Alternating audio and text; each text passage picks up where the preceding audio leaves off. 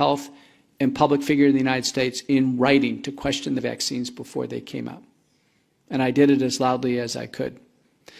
The COVID-19 vaccines in the United States, 94% of Americans took a messenger RNA vaccine. It is the genetic code for the potentially lethal spike protein, part of the virus. It was the worst idea ever to install the genetic code by injection and allow unbridled production of a potentially lethal protein in the human body for an uncontrolled duration of time. Everything we've learned about the vaccines since they've come out is horrifying. There's not a single study showing that the messenger RNA is broken down because it's pseudo-uridinated, it's made synthetically. It cannot be broken down. There's not a study showing it leaves the body. The spike protein is proven in 3,400 peer-reviewed manuscripts to cause 4 major domains of disease. One is cardiovascular disease, heart inflammation or myocarditis. Every regulatory agency agrees the vaccines cause myocarditis. I'm a cardiologist. Before COVID, for years, we've had guidelines in cardiology. When there is myocarditis, whether it's symptomatic or not, people cannot exert themselves in athletics. It will cause a cardiac arrest.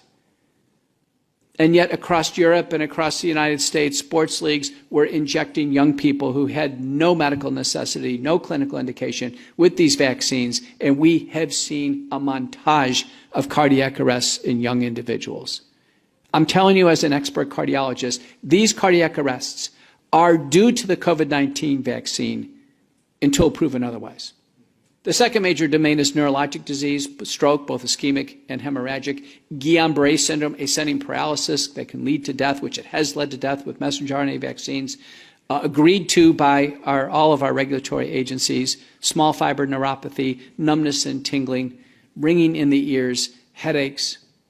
These are common. Third major domain, blood clots. Blood clots like we've never seen before. The spike protein is the most thrombogenic protein we've ever seen in human medicine. It's found in the blood clots. I have patients with blood clots now going on 2 years, and they are not dissolving with conventional blood thinners due to these vaccines. Fourth and last domain, immunologic abnormalities.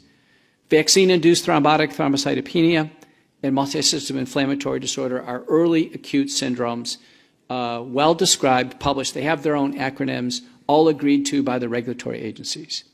So all of you in the room and all of you listening online are asking, is it me? Is it my family member? Is it my loved one? Who is going to be the next person to drop after a vaccine? We've seen cardiac arrest now 2 years after these shots. 2 years. I'm the senior author on the largest autopsy study ever assembled of death after COVID-19 vaccination, worldwide. We searched the literature, 600 papers, all the clinical findings, we reviewed them with contemporary knowledge, experts in pathology and clinical medicine. Our conclusion, 73.9% of the deaths after vaccination are due to the vaccine. They are due to the vaccine. When it's suspected myocarditis, in a second paper, of which I'm the senior author, it's 100% of the time. It's due to the vaccine. Not COVID, respiratory illness, the vaccine. We are seeing now a third false narrative. The first false narrative was that the virus is unassailable, we have to stay in lockdown and be fearful. The second false narrative is take a vaccine, it's safe and effective. The third false narrative now is it's not the vaccine causing these problems, it's COVID. It's COVID that we saw back in 2020 causing all these problems in 2023. Don't fall for the false narrative.